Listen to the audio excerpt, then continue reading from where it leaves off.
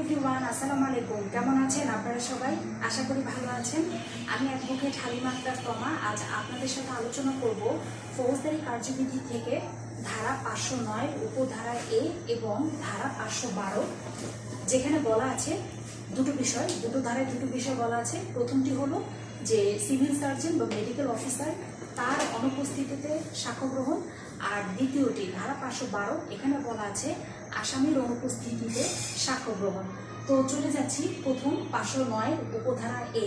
এই ধারাটিতে আমাদের ফৌজদারি কার্যবিধি এই 509 উপধারা এ, এখানে বলা আছে যে ময়নাতদন্তের রিপোর্ট সাক্ষ্য হিসেবে ব্যবহার, অর্থাৎ যিনি ময়নাতদন্ত করেছিলেন সেই সংশ্লিষ্ট সিভিল সার্জন বা অন্য কোনো চিকিৎসক, তাকে যদি পাওয়া না যায়, তিনি যদি মারা গিয়ে থাকেন, তিনি দুনিয়াতে বেঁচে নেই, অথবা তিনি বাংলাদেশের বাইরে অবস্থান করছেন, কিংবা তাকে আদালতে উপস্থিত করতে গেলে বিলম্ব ব্যয় বা অন্য কোনো অসুবিধা আছে, অথবা এই বিলম্ব ব্যয় বা অসুবিধা বহন করা অযৌক্তিক, এমন বিষয় যদি দাঁড়ায়, পরিস্থিতি এমন হয়, সেখানে যেটা হবে যে এই 509 উপধারা এ অনুযায়ী সেই সংশ্লিষ্ট সিভিল সার্জন বা চিকিৎসককে সাক্ষ্য হিসেবে তলব করা হবে না। তাকে ছাড়াই যেটা হবে যে তিনি যেই ময়নাতদন্তের রিপোর্টটি দিয়েছিলেন, সেই ময়নাতদন্তের রিপোর্টটি সাক্ষ্য হিসেবে প্রদান করা হবে।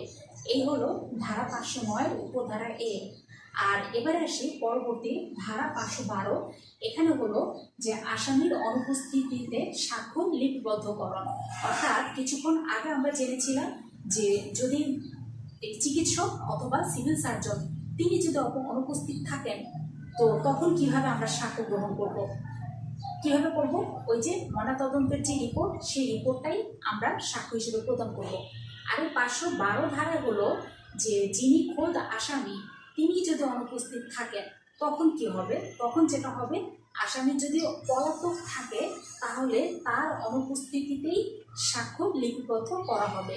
এই হলো আজকের ক্লাসের আলোচনা, ধারা 509 উপধারা এ এবং ধারা 512। কেমন লাগলো আজকের ক্লাসটি? অবশ্যই আপনাদের মূল্যবান মন্তব্য কমেন্ট বক্সে লিখে জানাবেন, এবং আমার সাথে যুক্ত হতে আমার ফেসবুক পেজটি ফলো বাটন প্রেস করে এবং ইউটিউব চ্যানেলটি সাবস্ক্রাইব করে সাথেই থাকবেন। ধন্যবাদ সবাইকে। আর অবশ্যই আজকের ক্লাস এখানেই শেষ হচ্ছে, এটা ঠিক, কিন্তু পরবর্তী ক্লাস নিয়ে আবার আপনাদের সামনে হাজির হব নতুন কিছু ধারা নিয়ে।